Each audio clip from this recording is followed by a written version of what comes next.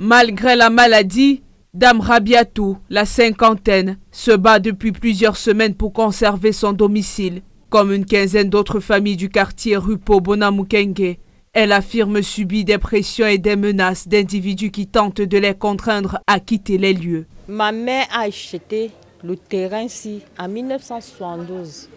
La maison était en planche. Ils étaient d'abord en location. Après, ils ont acheté chez M. Boni Diné Jean. Elle a fait son titre foncier coutumier.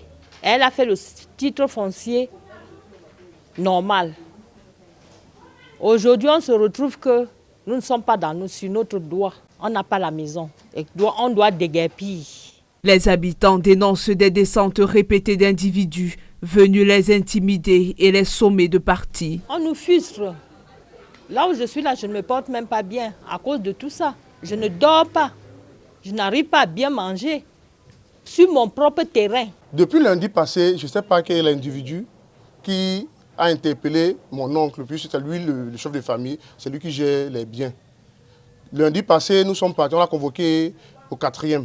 Nous sommes allés, on a retenu mon oncle. Depuis lundi, il est retenu. On l'amène, il est entre le commissariat 4e, le tribunal 2000 et la PJ. Actuellement que je vous parle, il est détenu encore au tribunal de 2000.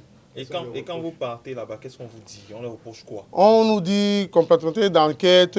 L'enquêteur même, il y a un enquêteur qui m'a dit que le motif même qu'il y a là-bas, c'est que trouble de jouissance. Il a dit que trouble de jouissance, jusqu'à quelqu'un fait déjà 2 semaines, ça se passe que comment? On veut... Une clôture en tôle récemment érigée divise désormais le quartier et encercle le domicile de ces derniers. Les habitants affirment vivre comme prisonniers chez eux, avec de grandes difficultés pour entrer ou sortir. Des individus sont arrivés, ils ont barricadé comme vous voyez là.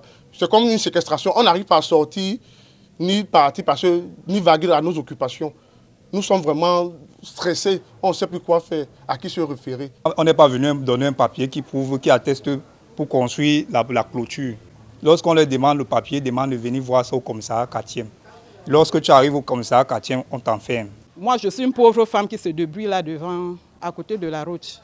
En sortant, placer ma marchandise, je vois un gros chien à l'entrée. Où je demande que le chien là, c'est pourquoi on me dit que le chien, c'est parce que tous ces gens qui sont ici doivent sortir. Ces familles aujourd'hui lancent un appel aux autorités. Elles demandent la levée de cette clôture et des mesures pour mettre fin aux intimidations et garantir leur sécurité.